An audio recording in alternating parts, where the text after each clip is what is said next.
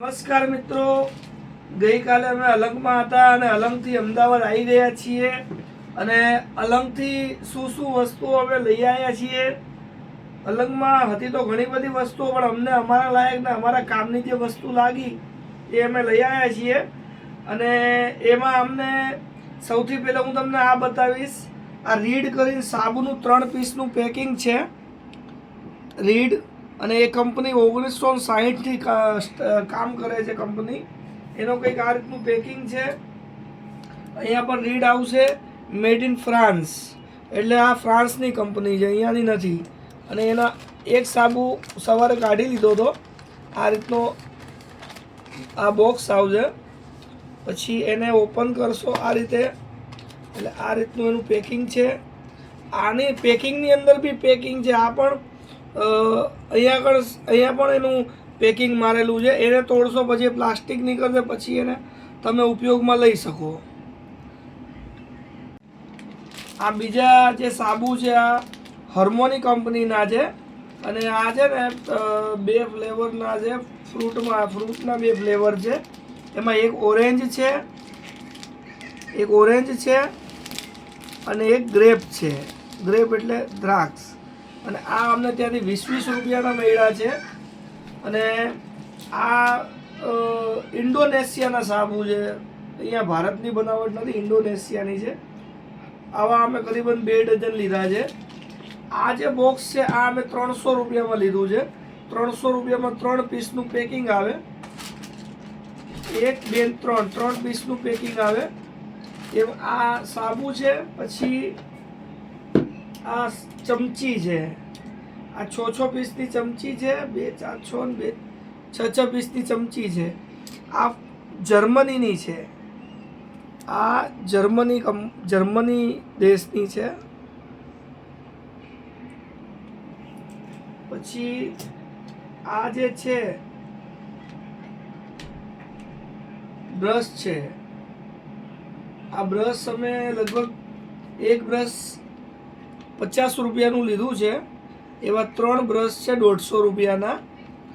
આ ગોરલ કંપની કરીને છે અને એ પણ બહારની છે, અહીંયાની નથી. એ લગભગ મેડ ઇન ચાઇના. આ મેડ ઇન ચાઇના છે. પછી એક આ લીધું છે અમે. આ જે પ્રાડાનું પરફ્યુમ છે. આની ઓરિજિનલ કિંમત શું હોય અમને આઈડિયા નથી, પણ અમે આ લીધું છે લગભગ 500 રૂપિયાનું પરફ્યુમ લીધું છે. આ ને આ રીતનું એનું પેકિંગ છે. બહુ સરસ છે, કાચની બોટલમાં. એટલે એક આ લીધું છે. પછી અમે બીજું એક આ એનું બોક્સ છે પ્રાડાનું. પછી આ તકિયા અમે એકદમ સોફ્ટ લીધા છે. આ એક પીસ અમને 200 રૂપિયાનું ત્યાંથી પડ્યું. આ અમે 2 પીસ લીધા છે. પછી આ બ્લેન્કેટ લીધું છે 600 રૂપિયાનું. આ પણ સારું છે.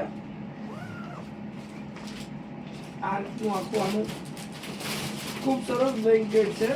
કે તમે સપોઝ જાઓ અલંગ તો ઘણી બધી વસ્તુ ઘરની પણ ઘણી બધી વસ્તુ સારી મળે છે. ખૂબ સરસ છે. એકદમ ફ્રેશ, એકદમ ન્યૂ પેટી બેગ. પછી આ રીતના ટુવાલ લીધા છે. 3 ટુવાલ છે આ. અને આ 1 આ 2 3 આ 3 અમને 1000 રૂપિયામાં 3 પીસ પડ્યા છે. ખૂબ સરસ છે. આ પણ સારી ક્વોલિટી છે.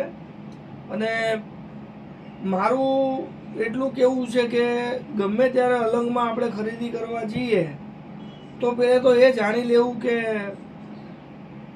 એટલું કાપી નાખજો. તો મિત્રો મારું તમને એટલું જ કહેવું છે કે ગમે ત્યારે તમે અલંગની અંદર ખરીદી કરવા જાઓ ને તો પહેલે તો અલંગમાં એ જાણી લેવું કે કોઈ પેસેન્જર શિપ તૂટવા માટે આવી છે કે નહીં. એનું કારણ છે કે સૌથી વધારે આ જે મટીરિયલ છે ને આ બધું પેસેન્જર જે શિપ હોય ને એમાંથી જ નીકળતું હોય છે. કાર્ગો શિપમાં તો કંઈ એટલું હોતું નથી. કાર્ગો શિપની અંદર તો બહુ ઓછી વસ્તુ નીકળતી હોય છે. પણ જે પેસેન્જર શિપ જ્યારે ત્યાં અલંગમાં તૂટવા આવે ને ત્યારે એની અંદરથી બહુ બધી વસ્તુઓ નીકળતી હોય છે. આ મોટા ભાગની જે આમાં વસ્તુઓ છે ને આ બધી લગભગ પેસેન્જર શિપમાંથી જ નીકળેલી છે. ચાહે આ સાબુ હોય કે ચાહે આ સ્પ્રે હોય કે ચાહે આ બ્રશ હોય કે ચાહે આ સાબુ હોય કે ચાહે આ ચમચી હોય,